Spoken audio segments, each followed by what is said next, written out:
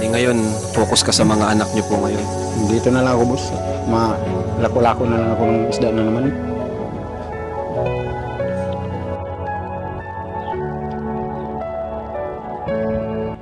So yun na guys, good morning, good evening at may galang shout out po sa inyo lahat. At ayun na, Merry ang Christmas po ni Dara dahil umuwi na po si Papa niya. Alam niyo guys, no? Pero bago yan, may galang shout out muna pala sa lahat ng ating mga minamahal na viewers. Sa lahat ng mga nagmamahal din po sa akin. Siyempre, lalong-lalo na kay Ate Inday PB, yan, kay Tita Horbin TV, may galang shout out po kay Tita Emmy, ayan, may galang shout out kay Tita Emmy, ang dami kay Sis Pia Payne. Ayan, ang dami. Mega love shoutout po sa inyo lahat. Kay Ma'am Larma, mega love shoutout. Sino pa? Ang dami. Kay Sis Salima, kay Sis Kuko Pichu Vlog. Sa lahat ng ating mga minamahal na viewers, guys. Maraming salamat po and Happy New Year. Wala pang New Year pa lang. Merry Christmas muna. So, yun na. No? Yung video ni Kalinga Prab, habang pinapanood ko, hindi ko alam kung bakit hanggang sa ngayon, ako'y masyadong emotional. Habang pinapanood ko, ay walang tigil lang aking patak ng luha. Ay, ayan na. No? Merry ang Christmas ni Dara kasi umuwi na po si Papa niya. Yan. Shout out kay Tatay Domingo. Guys, sa lahat, hindi naman lingid po sa inyong kaalaman na talagang si Dara at si Bea ay medyo sabihin na po natin nanganganib yung kanilang buhay dahil wala po silang kasama. Nang ika nga ay yung tatay niya wala na rin naman si mama niya. Eh, medyo delikado kasi yung lugar nila is nando sa liblib na lugar, iilan lang yung bahay. Eh, awa ng Diyos, no? Sa loob ng 2 taon, eto na po, umuwi na po. Kulang-kulang 2 taon, umuwi na po si Tatay Domingo. Ito po ay nanggaling pa sa Leyte. Ang tagal, no? Ang tagal. Sobrang nasasabik. Medyo, yun yung wish niya. Yun yung wish ni Dara no birthday niya na sana daw po umuwi na si Papa niya. Ay, nagkatotoo.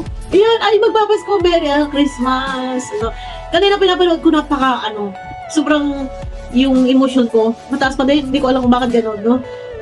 Ako kasi talagang mababa po ang luha ko, guys. So, ayun na. At salamat naman, no? Thank you naman at nandiyan na, umuwi na. Malaking bagay talaga na ika nga ay kahit sabihin natin na yung ating pamumuhay ay naghihikahos, basta importante ay sama-sama. Pero napakabait ni Lord, no? Dahil natulungan ng ni Kalinga Prab itong si Dara. At yun ang nabanggit po ni Kalinga Prab, guys. Merong yung sa mga hindi pa nakakapanood, no?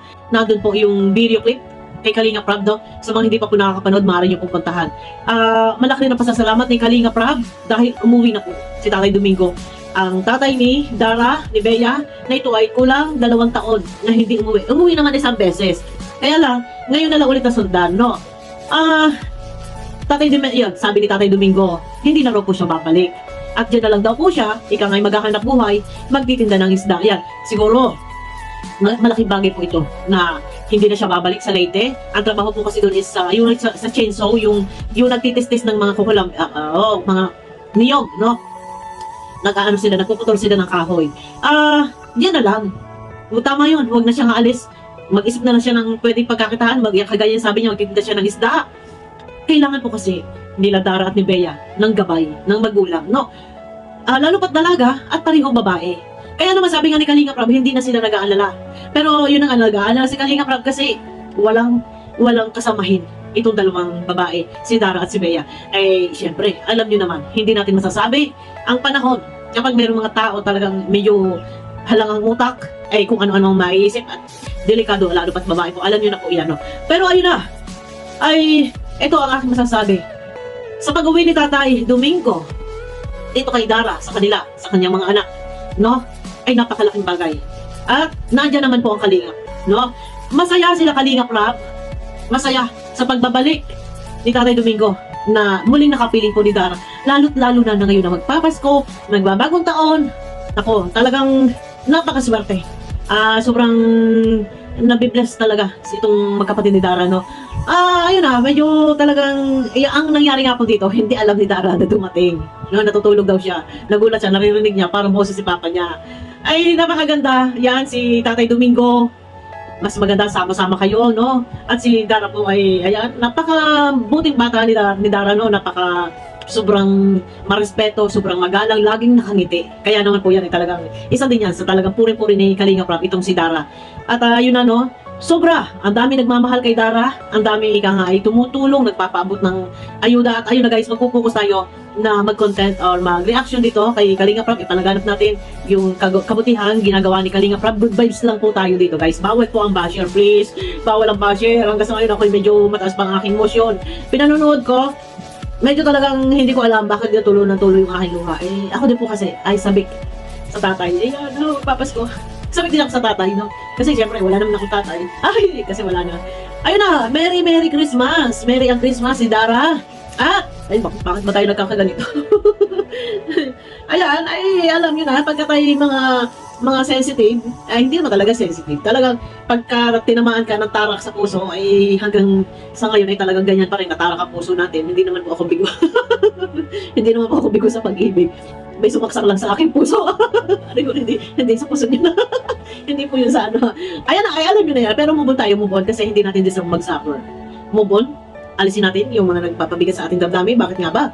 Pero, ayun na. Bakit ba? Bakit ba tayo dito? Ayun na. Kay Dara, yun, napakaswerte ng batang ito si Dara, si Bea. At nandiyan na si tatay nila. Masaya.